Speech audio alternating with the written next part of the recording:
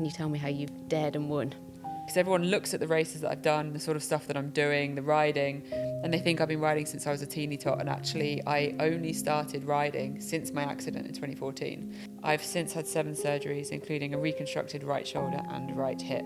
But my goodness, I'm so lucky, because it could have been so much worse. I could have died, I could have had more life-changing injuries, and I think that is part of what fuels me and makes me really want to fight. Have you tried walking in deep sand? Yeah. Motorbike in deep sand, rock gardens. It's unbelievably physical, and a typical day is anywhere from 7, the longest day is 13.5 hours of racing. And you're doing that for multiple days. Take a marathon, which is an incredible achievement, not downplaying it, but it's almost like doing 1.5, 2 marathons a day for 7 or 8 days, or 13 days, my longest race. I mean, it's horrific. What was it like crossing the finishing line? Hello and welcome back to the Shoe Dares Wins podcast. My guest today is Vanessa. Welcome to the show. Thanks for having me. You're welcome. So first question that everyone gets is, Shoe Dares Wins. Can you tell me how you've dared and won? Oh, I knew the question was coming, and yet it's still... I just think of myself as this normal little person that's doing nothing special. But I suppose I've overcome some pretty big physical boundaries and achieved some big achievements in an industry where there aren't enough of us girls out there doing it. And I'd say that took some courage. Yeah, your story is amazing. I want to get into that. In the motorcycling world, right? Did you always ride a bike? No. Okay. No. So that's one thing that I almost have to try and correct everyone on, because everyone looks at the races that I've done, the sort of stuff that I'm doing, the riding, and they think I've been riding since I was a teeny tot. And actually, I only started riding since my accident in 2014. So when you take the off-road riding experience, I've been riding about 8 years, and I've had 4 hip surgeries in that time. And I've just completed one of the most extreme desert endurance races in the world. This is crazy, because when I saw that you'd had an accident, I was like, oh, that was a motorcycle accident. Bicycle. There was no engine. I actually, even to this day, feel safer on a motorbike than I do on a push bike. I think you're a respected member of the road. You've got the power, the size, the volume of the engine. And on a bicycle, you're pretty much in Lycra, and no one really wants you to be there. Yeah, I stopped road cycling because it was scary. Yeah. And you feel like you are on, well, it's a tin frame, isn't it? But in today's day and age. Yeah. And you don't pay tax, right? So you're not meant to be on the road. And I feel like, there's a whole thread there to go at. So what happened with the accident then? Totally normal Tuesday, was coming home from work. I was a really, really fit, active person before the accident. So my commute to work, 16 miles round trip a day, was on a bicycle. Rain, shine, snow, whatever, I got my bike. And I was actually on the way to Wakeboarding Lake that evening to have an evening riding, barbecue, etc. Got about a mile down the road in central Oxford, and a car decided not to stop at their red light. Shit. And that was my life irreversibly changed. And the crazy thing is, I had a 7-year recovery, but at the time of the accident, I wasn't a bleeding mess or anything graphic. I wasn't scraped up by paramedics. Went to hospital in an ambulance, pretty shaken up. I'd been hit by a car, but I was discharged from A&E later that night with bruising. That's it? No broken bones? Bruising. Fast forward 7 years, which was the bulk of my recovery. I've since had 7 surgeries, including a reconstructed right shoulder and right hip. So when you think about bruising versus what actually happened, gives you a bit of an understanding of quite how life-changing it was, and also quite how much a fight of it's been to try and get myself back to... I guess I've always had the goal of trying to get back to being pain-free. Unfortunately, with my home, I've had to kind of adjust my expectations, and that realization isn't the reality. So instead, fight to get back to a point where I could adapt, where I could learn to cope with my body, learn to exist with the pain, with the slight changes, and try and get up every day, every week, and make the most of what I've got. So I live and manage chronic pain now on an ongoing basis. And yeah, there probably isn't a day that goes by where something doesn't make me reflect and think about that accident. I have to do a lot of mindfulness. But my goodness, I'm so lucky, because it could have been so much worse. I could have died. I could have had more life-changing injuries. And I think that is part of what fuels me Yeah. and makes me really want to fight. I guess it can go one way or the other, can't it? You can either go into a hole of despair or come out the other side. And your story definitely shows that. I'm intrigued to know how from that then the motorcycling, because a lot of people would have been put off, 2 wheels for life, but you took that and made a career of it. I'd say that escalated is a pretty good word that kind of just fits my personality somehow. Some of my friends definitely say that to me. The reality is it wasn't like I woke up after the accident and went, cool, in 2024, I'm going to do the Africa Week race or it's Dakar. No way did that happen. It was one of those things where life takes you on a journey and there are stepping stones and there are junctions and you just follow this sort of random meandering journey and it's taken to where I am now. So when I was prior to the accident, I was commuting to work, central Oxford, traffic, parking, chaos, bicycle was quicker than driving, no parking, no fuel, fitness. Post the accident, I wasn't able to drive to work. Wasn't able to cycle to work, and I had to drive to work, which then meant really bad for my mental health, on top of the fact that I was struggling with injuries, rehab, surgeries, all that kind of stuff. And my recovery over 7 years, it's probably worth saying, was very much like a roller coaster. Not a fun one where you're like, woohoo, this is amazing. One where you've got highs and lows. Mm-hmm. And the highs, a little bit more active, a bit more able, maybe able to get on a motorbike. And the lows being bedbound.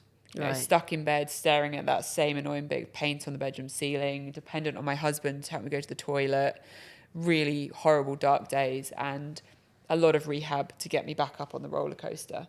And so after the accident, at a point where I was doing a little bit better, because it was really one surgery a year for 7 years. Wow.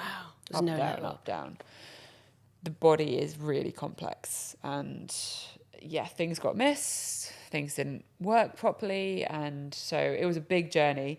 And at a point where I was at the higher point of the roller coaster, I thought, why don't I get a motorbike? And my husband's like, what? My mum was not pleased about this idea. And I thought it was genius because I could commute to work without having to worry about the traffic, the parking, the cost of petrol, all of this kind of stuff. And I was an account director in marketing at the time. So I got to the point where I was getting up really early to drive to work to skip the traffic. And for anyone who has worked in an office, you know that if you start early, it does not mean you get to leave early, especially when you're in a management role, because when people can see you, they want you. And so I was ending up doing crazy hours on top and then had all the rehab. Anyway, I got this motorbike and went on basically eBay and found it. I'm a big believer in fate and sort of the universal alignment, and things just happen the way they should happen. Even my accident, which we can get into in a bit later if we wanted. But this bike was in my town for a really reasonable price, good condition, went to see it the next day, bought it, went and bought bike kit, and then I had to ride it. And that was where it really started to get hard. I was diagnosed with multiple mental health disorders after the accident, depression, change disorder. I didn't even see myself as me, talked about myself in the third person, and fear of the road. Right. Fear of the road doesn't just mean when I'm on a bicycle. I was actively avoiding going down pavements. I didn't notice it at first, but I wouldn't get in cars with other people. It was very subtle. Oh, wow. No one would have watched me and gone, you're refusing to go in the cars with other people, or you won't get in a taxi or go on a bus. It was very subtle until someone pointed it out, and then it was really quite obvious. So getting on that motorbike was something that I can't emphasize enough how hard it was. It took a lot of determination, a lot of strength, and a lot of crying in my motorcycle helmet, a lot of breakdowns on the side of the road, not the bike, thankfully, although that probably would have been easier. Breakdowns of me. And I don't know if you've ever been in a motorcycle helmet, but crying in them isn't actually all that ideal because you've got these big gloves on and you've got this visor and you're trying to get into out your eyes and then there's liquid in there, which means it steams up and then you can't see, and it's a whole thing. I make a joke out of it because sometimes that's what you got to do, but it took a lot of time to work through that fear. And it's something that now, 11 years on, wow, it's 11 years, I can still have a vehicle come from that same direction and I'm back. Wow. Right back to that scene and feeling it. And that's okay. But I think I just had to face this determination that I had, that I could not let that lady who hit me control everything. And there was a massive element of that. I had to get on that bike again. And I suppose being lucky enough to grow up with horses around, how many times you fall off horses? I think ponies' sole purpose in life is to put their rider on the ground, right? You know, they're little troublemakers. And, you know, my mum would always check that I'm all right, but you get back on the horse. And I had to do that with the road. And then it escalated. No one warned me that motorbikes are highly addictive and they breed. So you put one in the garage and then suddenly there are two. And then you have two in the garage and then there are four and there are now 9. 9 in the garage. I have a, it's not quite a motorbike. So my first motorbike experience was last year at a festival, but it was a stand-up trail bike. A trials bike. Amazing. It was so fun. But then I bought myself a Super 73, which is an electric push bike, but it looks like a motorbike. And I feel I can see where that someone said to me, they were like, next is a motorbike. I'm like, yeah. So they breed. It's good to know. It's good to know. So this journey then of the riding, was that some sort of like escapism as well? Like to kind of take your mind off, gave you something to dig your teeth into? Absolutely. So I was massively into extreme sports before the accident. Kite surfing was my big one. If there was no wind, I'd wakeboard, rock climb, mountain bike, snowboard, horse ride. All of holidays were around these things as well. And like instant, that was taken away. Yeah. My friendship circles, you realise who your real friends are, the ones that will come over and play board games on a Saturday. Yeah. The amount of friends that I've never even seen again since the accident. Like the whole world changed in that moment with the car. And it just, I mean, it makes me emotional even talk about it now. It adds to it's not just a physical recovery. You've got the mental side of it, and you've got the impact on your surroundings, your life, everything that you know and have, and it all changed. And so with the motorbikes, it was something new. And that, I think, was one of the reasons why I grabbed onto it so tightly and enjoyed it so much. When I eventually, it took me 2 years to even go to the wakeboarding lake, because I just didn't feel like I could be around it, because I just wanted to do it. And all of those sports, once I was eventually able to do them, I always had that comparison. I knew how the Vanessa before got you. was at doing them. I knew how good I was, what pain, no pain I had doing them. And I'd always have that expectation misalignment, which is a really important one for mental health, keeping your expectations balanced. And the motorbikes, I didn't have a comparison. Right. It was just this completely new thing that I was on a new journey on. It started on the road, and me and my husband had like an early life crisis where we basically took 2 Harley Davidsons out for an afternoon with no intention to buy.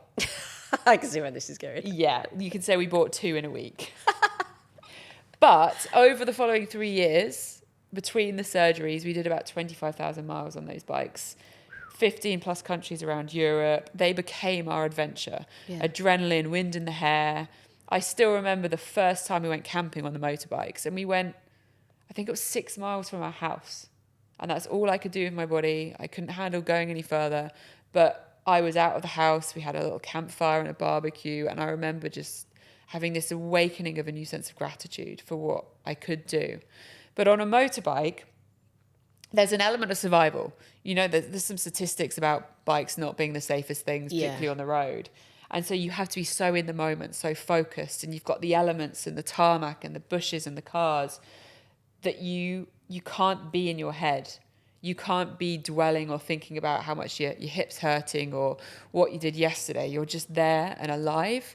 And I think that was something that was so critical to my mental health journey post the accident, and the addiction to why I enjoyed it so much. When we then fast forward into the off-road stuff, there's a whole extra bit how it then goes from cruising on a Harley Davidson's like a sofa with an engine to, you know, getting on trials bikes, enduro bikes, and full desert rally bikes. But it's an escapism without it wanting to be a negative. I don't want to try and say that it made me escape my life. Yeah. It just made me in the moment and alive. Okay. It's like a new thing that you found, almost like a reborn version of what you had in the past, but Yeah. just through a different vehicle. That's Yeah. metaphorically, but yeah. Yeah, absolutely. And I was doing all this road riding and the adrenaline junkie was inside me. I knew I always wanted to try and get back to fitness and sports and extreme stuff. The medical profession were a little bit skeptical for sure, but I've read people making miracles happen, and I was just determined that if I did the rehab and I put the work in, I would get it back. And I've even got back to a point now where I can run, which I'm really, really pleased with. I remember weeks and weeks, months and months having to go to the swimming pool 6 days a week and just walk in the shallow end. And it was so boring, and it was cold because the swimming pool's made for being active and just walking. So I was that crazy blonde bird every morning at the same time in my wetsuit, walking backwards and forwards. But I knew if I walked in that pool and I did it for long enough, I'd be able to walk out of that pool. And that kind of fight and drive, the motorcycles helped. I'd fall in love with the road and I wanted the sport, and I didn't have the mental strength to go back to the other sports because of that comparison I already mentioned. And then I suddenly thought, what about going off-road? Let's take this next level. Let's go off-road. And I was actually bedbound after my third surgery, which was the first on my hip, where I just decided I wanted to get my first dirt bike. And again, my husband was like, what? Like, look at you, can't even go to the toilet on your own? I'm like, I know. Can I get a dirt bike? Okay. Surround yourself with people that say yes when you come up with crazy ideas. And it was 5 months till I could even sit on it. Wow. It was there as a goal. Yeah. Okay. So you needed that to visually. So you bought it. Yeah. Money on the line, committed. It was sat there. We didn't have a garage or anything at this point. It lived in the conservatory. Every time I wanted to get it out, we had to take the door off to get it out. But that's fine. It was 5 months till I need to get it out, right? But it was there as a reminder every day when I was hurting too much, when I didn't want to do my physio, when I wanted to just quit, and I wanted to sit in a duvet and do extreme knitting and watch Netflix or something. Yeah. It was there going, come on, Vanessa. You want to ride me? Let's fight. I love that visual. I think sometimes you can think things in your mind, can't you? But it's harder to perceive yourself doing it. Yeah. But if you've got that anchor, I think there's something really powerful about one, putting money on the line. I've bought the bike, because then you kind of guilt trip yourself into the fact that, well, I probably should use it, right? Yeah. And then also telling people. I think telling people your goals is really powerful too, because it almost makes you extra accountable, or a little bit of extra peer pressure to be like, so how are you doing on, you plan to do a marathon, right? And you're like, oh, I haven't even been for a run. So next time you see them, you're like, I've been for a run since I saw you. It gives you that extra motivation. Well, that works for me. No, it works for me too. Exact same thing. Well, not exact same thing, but I tried to run. Everyone's going to be sick of hearing this story, but I tried to run out my estate the year before last, couldn't. Went home, said to Tom, I'm going to run a marathon. He was like, that's ridiculous. You can't even run 500 yards. And then started to tell people it was actually, I was going to keep it a secret. And it's interesting that you said that, because the moment I told someone, I had to finish that marathon. Yeah, you can't just pretend you never had that idea anymore. Yeah. It is important to tell lots of people, not just people that would trust you and say, oh, it's okay if you don't do it. But I think ultimately, does it matter who you tell? Because I guess it's just an internal thing. Sometimes telling people that are kind and believe in you can really help, because they're going to encourage you. They're going to be like, you know what, that's a stupid goal, Vanessa, but I think you can finish that race. Yeah. You've got this. That's really good for your confidence in your sort of ego side of confidence building. But I also think sometimes telling the people that don't believe you can do it, those skeptics, can be really helpful too, because they basically put fuel on your fire. They were the biggest thing for me. There were two people that said, you won't do it, and I did it for them, which is terrible. You almost do it as a finger up, totally. I'm proving you wrong. Yeah, totally. When I put the news out that I was going to do the Africa Eco Race, which is a 13-day, 6,000 kilometre off-road motorcycle event that goes across North Africa, finishing in Dakar, a handful of females. I think 3 females had finished it prior to me. It's grueling. The year I did it, 46 of the motorbikes that started made the finish line, just to give you the idea of the dropout. But when I put the news out there that I was going to, well, I'd signed up, I actually got a headline from a big publication that was like, against the odds, Vanessa signs up. And I'm like, great, thanks for that. Guaranteed you wouldn't have done that title for a guy. No. Really appreciate that encouragement. I'm going to train harder now. Yeah. It's so the Dakar, I don't know too much about it, but I know the car Dakar. Yeah. Is it the same race? So there's a little bit of heritage history. So the Dakar is a brand as such, and Right. it originally was in North Africa. Okay. And then safety reasons, money, meant that it moved to South America, and now it's in Saudi Arabia. Oh, right. Oh, okay. So there, in the industry, there's a massive heritage for the Dakar being the actual route that finished in Dakar Right. in Africa. And so many years ago, another company set up the original Dakar route in a new race. So it's like the heritage of what the Dakar used to be. used to be to a lot of people. That's the race that I did. Okay. And not the one that's in Saudi Arabia now, which if I had the opportunity, I would love to do it. But for me, as sort of a privateer going about doing this and building sponsorship and funds, there's a big cost difference in the 2 races. And there's also things like how women are treated in different countries. And there's sure. lots of Okay. things that swayed me wanting to do the original Dakar. Ah. But the original Dakar route that I did, the Africa Rico race, is where it was started. And that event is done by motorbikes, side-by-sides, cars, pickup trucks, and then the big trucks, like the big lorry-like monster, trucks. yeah. And you look at them and go, how on earth do you get through the sand dunes? And it's insane what they can do. What type of bike do you do it on? So I'm on a KTM 450 full factory rally bike. So it's a specially built rally bike by KTM. They make maybe 70 of them a year. They have 177 kilos in weight, massive fuel tanks for the range, and they're designed for it. I didn't start my rallying on that bike. I've done 12 multi-day international rallies now, and I started on the much more affordable kind of level. And once I realized that I was fully addicted, like when can I get back to the desert, I started to commit and get the better kit, and that's the bike to go in the desert on. And is this bike loaded up with, is this a race where you're doing as many miles as possible per day? You're still sleeping though? Yes, So- 13 days, you definitely Right. sleep. Yeah, I was going to say. So you're loaded up. Do you have to be fully self-sufficient? No. So Okay. there's a set route every day. You're following what I describe as a pirate ship map Right, okay. as your navigation. Lucid. It's not. It's a paper scroll that could be 15 meters long that has lines of code that goes into a little box on your handlebar.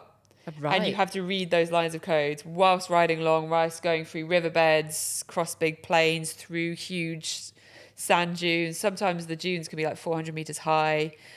And you're reading this little piece of paper that's on your handlebars, controlling it with a scroll, little thumb switch. And it's lines of code. So you've got your kilometers, your compass bearing, cap headings, some little symbols, and some abbreviations that are all in French. Why would you make it easier than it needs to be? And you then have to follow that. If you get lost, you can't just be like, hey, Google, where am I? 'Cause you're in the- You have to go back to where you were last, 100% sure of where you were, reset your kilometers, reset your piece of paper, wow. keep going. So getting lost can cost you loads of time. So no technology, There's- old school. There's loads of technology for safety, so they know exactly where you are. There's Okay. accelerometers, so if you have a big crash, helicopter's going to be in the air quite quickly. You've Right. got the comms to be able to hit an emergency. I've got some stories. I've had some helicopter rescues. Have you? Yeah, near-death experience in Tunisia. Had a night in the sand dunes in Tunisia as well, which is not romantic. You think campfire I'm thinking and scorpions stars. or whatever. Yeah, exactly. Oh, right, It was yeah. terrifying. But they were stories, right? They make Yeah. us stronger. Yeah. And so you've got the navigation, which is really complicated. You have a set route that you have to do every day. And you then have the bivouac, which is sort of the, what do you call it? The village of the rally. Right. And you start in A, the bivouac moves to B, and we go off and race and get to B. Okay. And then every day you race off and meet your support team. So I, for this race, had a support team with the trailer, all the spare parts, tyres, tools, my tent, food, lots of food, about 8,000 calories a day minimum. Really? Crazy amounts of food, your tent you're sleeping in at night. And yeah, it's massively about the endurance. You just got to keep going. By day 3, I could no longer open a water bottle on my own for the fatigue through the arms. Jeez. But oh, yeah, you 'cause keep going to day 13, 6,000 kilometers. Wow. And do people drop out of this race? Yeah, massively. So in the motorbikes this year, 46% made it to the finish line. And on your first attempt, you... Yeah. Wow. Yeah. And First British female to successfully finish that race, all stages. So I was Holy shit. really proud of that. And how long since the accident was that? 10 years. Wow. So like a real... Yeah, that's amazing. But if you'd said to me after the accident, Yeah, I mean... in 2024, 10 years' time, you're going to do No this way. race, I Yeah. would have choked on my drink. Because I didn't even have a motorbike. Yeah. I certainly didn't know how to off-road. And yeah, my goodness, I did not see that coming. What was it like crossing the finishing line?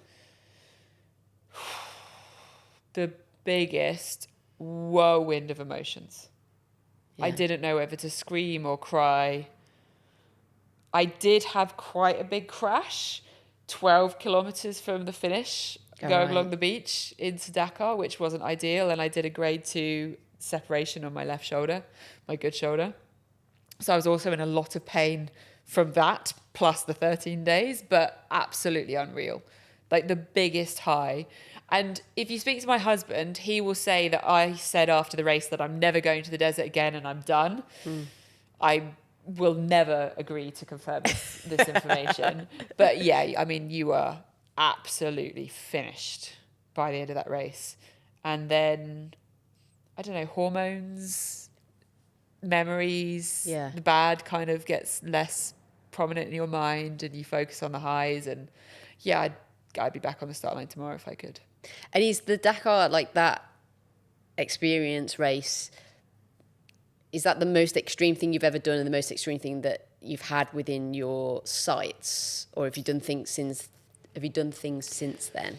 So there's different types of motorcycles and different types of riding. I've also done Red Bull Romaniacs, which is a hard enduro event, and that was the first big international event I ever did. And there's quite a lot of respect for people that do Red Bull Romaniacs. The easiest way to describe it is the organisers do everything they can to break bodies and bikes. It's really tough. Like man-made objects, huge ramps, massive hill climbs. It's in the Carpathian Mountains in Romania.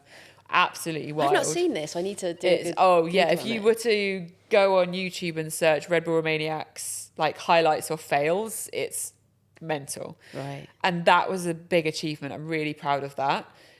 But I'd say these desert races are the most huge. extreme things I've done.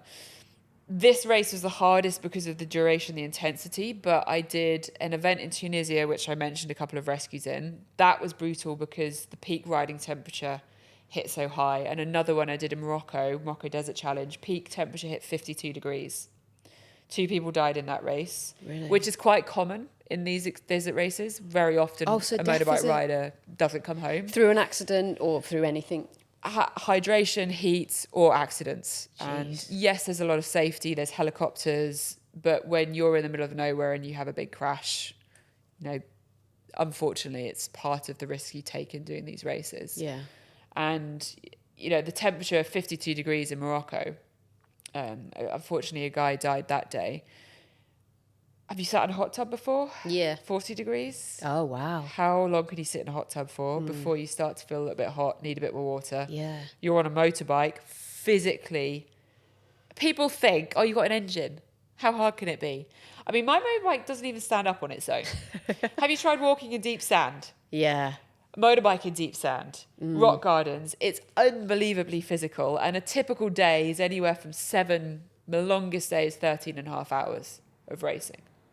And you're doing that for multiple days. Take a marathon, which is an incredible achievement, not downplaying it.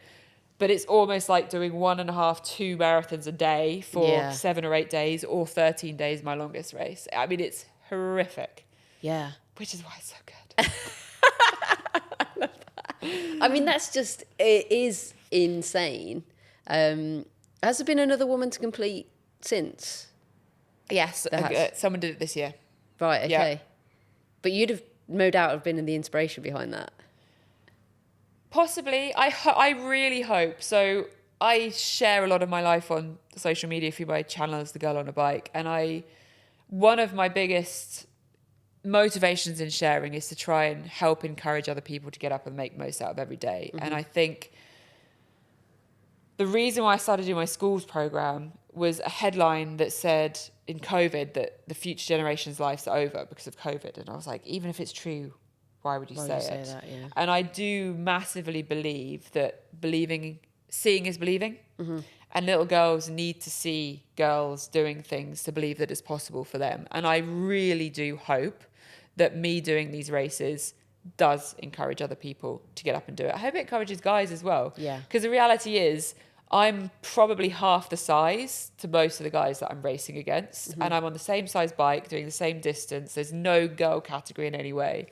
And so a guy could easily look at me and be like, she can do it, I can do it. Yeah. And I really hope females see other females doing these things and go, I can do it too, because we can. Yeah. These events are disgusting for everyone. They're awful. Yeah. Hence why so many people don't make it to the finish line, and why it's such an achievement to make the finish line. Yeah.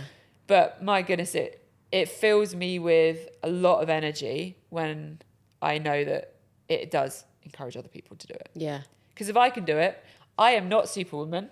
I am no one special. I have not been doing it my whole life. I just set myself the goal Just go for it. and I fought for it. And I had to do a lot of training, a lot of pain management, but I went out and did it. Yeah, that's nothing short of inspiring. And the beautiful thing is that you've created this world around you now, around motorcycling and the YouTube channel, and you take people behind the scenes.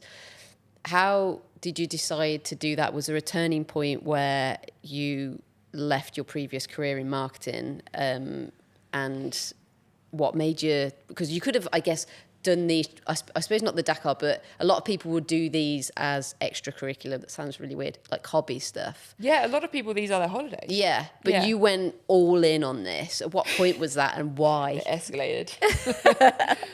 So I guess I initially started my Instagram channel when I was bedbound, classic story. And the reality is that I did not see this coming. I didn't start it and go, one day I want to be a content creator and sponsored to do races, blah, blah, blah.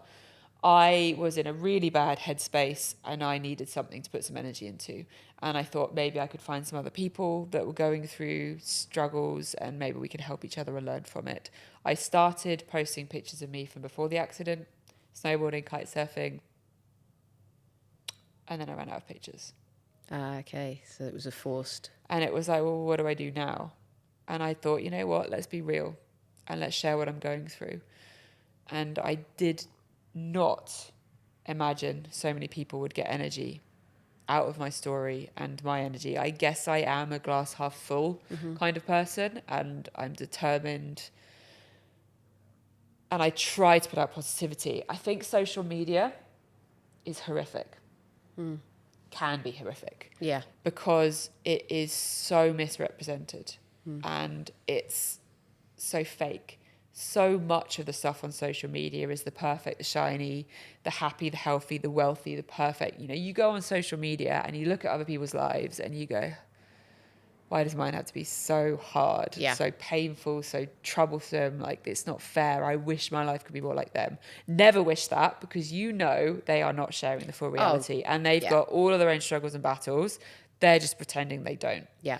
And so I guess I set myself the promise that I was always going to be real and honest and put the full reality and the no filters out on my socials. So I apologize if you do go on any of my socials. Expect the highs and the lows. You know, I've peed myself on a motorbike in races, and it's all out there. There's nothing glamorous about my channels. No, but I think that's why that's why people love you and your story. And we talked about longevity previous podcasts in terms of in the social media space. And it, as a parent, I know you've just become a parent, that it's such a worry for the next generation of what you see. And I think I discussed it in last week's podcast. One of my best videos on YouTube is when I broke down on a construction site. I was crying in a Portaloo. And I was like, why? Why is that? And I think it's because it was the real situation that I'd let somebody in on that first. And I think the same with you. As soon as you let other... And it's scary to do that. To put your story out is scary because you second guess everything, don't you? And there's also going to be judgment. It is easier to put, I'm having an amazing time. And people are like, yay, this is incredible. But actually, I don't know how you feel, but I'm guessing the most amount of impact that you've seen your story help others has been through the vulnerability. Massively. It's relatable. Yeah. Because the world is not shiny and perfect like social media. We all have struggles and battles. And not in a negative way, but when you, or for me at least, when I see somebody else struggling, it helps me. And I don't mean that in a horrible way that like, yay, you're struggling too. It's more of a, okay, I'm all right. You know what? I'm not the only one struggling. Yeah. And you say about how it can be hard to be real. It really can be. There was a post I did not too long ago. So my little daughter Skylar is 14 weeks old now. And motherhood is really hard. And it is a big shift. Yeah. She's like a little dictator of my life. And I don't mean that in a horrible way, but she is completely dependent on me. And I had this misexpectation that maybe it would not be as hard as it is. I have got so much respect for every single mum out there. They are unsung heroes of society. And a couple of weeks in, really dark, long nights, sat there breastfeeding. You can feel very isolated on your own. And the horrible R word came into my head loads. Only at night, in those lonely... It's making me emotional now.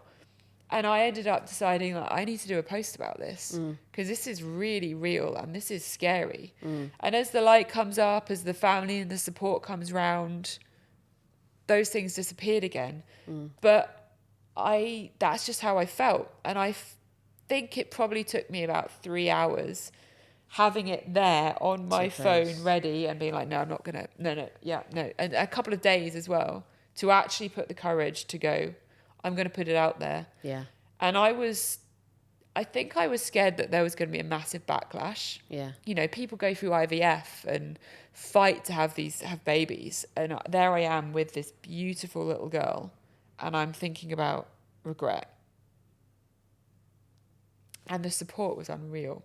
Yeah, because we've all been there. Like, I think, and people don't put it out there. Like, it is incredibly brave to do so. We don't talk about it enough. It is, I think it's one of the hardest things I've ever had to do is become a mum. Yeah. And it's not just expected, but as women... It is, though. It's kind of like, it's what we do. Yeah. And it's like, but when you have this world built and this identity... And then all of a sudden that becomes, I think this is what I struggled with, is the identity is at risk a little bit because the new identity for the interim part, you're very much in the battlefield to get to pick it. They call it the trenches, don't they? I think I'm still clambering out the edge of the trenches. You really are. But this middle world here, you kind of letting go of what was, and it's hard because I never really saw myself as a mum either. Up until I think I kept putting it off, late 20s. I was like, I actually don't want kids.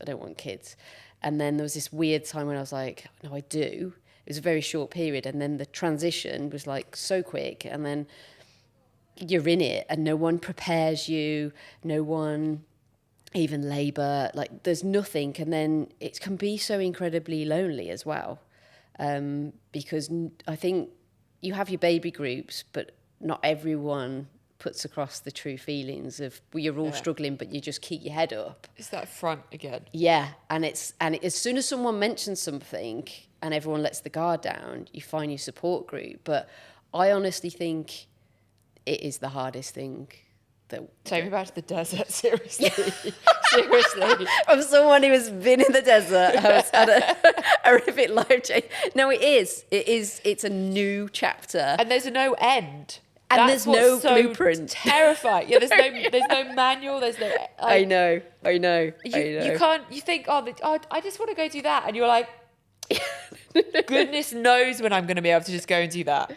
But it comes real quick, okay? And I know everyone says that. I look at my boys now, and I'm like, oh God, you were so tiny. It comes quick, but that doesn't make it any easier. And then, yeah, it's just a journey, isn't it? But no one preps you for this shit. And then you feel like you're in it and you're like, what the fuck? And I've truly believe that your honesty would have resonated with so many women. And I'm guessing you probably got messages. Unbelievable about some messages and support. And I was exactly the same. Relatability, the number of comments on those posts has been unreal. Yeah. To the point I'm actually doing a little pregnancy series on my YouTube channel. Do it. Because I think that needs to be, that story needs to come out. And I'm going to do one that helps us mums. I'm in the process of kind of writing out what I want to put in these videos, but it's going to be a series of videos for advice for dads, because my channel is motorcycle industry, which is about 9% female as far as road registrations. Okay. My following is more like 20% female. So that's good. Which is really good. But it means I've got a lot of guys there that I can tap. And so I'm going to help us mums and do a video on how to support the wife through pregnancy and labour, and then one for newborns. And I'm going to do a special one for granddads. Oh, cool. I love this. Just little bits of advice to help them get through it. Yeah, I totally love this. And there's going to be, I think this is really interesting as well, there's going to be other women in the space that, because I feel like it's just something that I did, is that they're in an industry or they've got hobbies, they're doing things on their own terms and they're building this career. And for me, I started vlogging about construction because I was like, I know I'm going to get pregnant and have kids and I'm not going to be able to go back into the industry. And then I was able to go back into the industry and I made it work for me at different terms. And I was so happy that I documented that, because then it showed anyone that was coming up, you don't have to get to this dreaded, this is the wrong word, you have to get to motherhood and then effectively lose everything that you've built for. You might have to adjust, but what you're now showing, like you've just come back from a trip. I know you said you're taking Skylar on we went skiing. I mean, this is amazing. 11 weeks, she loved it. Yeah. She was obviously strapped on mummy. She didn't ski. But you're showing that, because I think that's what a lot of women struggle with, if I'm going to be brutally honest. The bigger thing that I've seen people struggle with is the loss of identity, because they've had to let go of certain things. And that's what I'm really passionate about to mums, is if you're going to let go of something, because I did let go of construction, but for other reasons. But then I found you've got to find you, because yes, you're a mum, but you're also you. Yeah.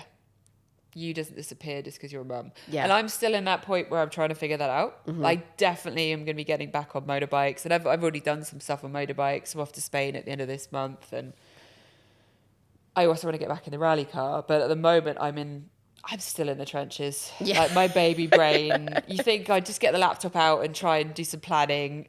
Babies and laptops aren't very compatible yet. Yeah. But I'm on a mission to make sure that I continue to do the stuff that makes me feel like me. Yeah. But I'm going to do it with an adaptation, because I'm going to have my little sidekick with me too. And she might hate motorbikes, which is fine. I will be quite upset. Skylar, if you're listening to this in a few years' time and you do like extreme nicking, then that's fine. But hopefully she's going to like some of the extreme stuff as well. Yeah, I think she will. She's just come in now. She's just come in. She's so cute. No, I think your story is amazing. Let me see what we're doing. Oh, we did good timing. I want to see so much more from you on YouTube, which I know will come.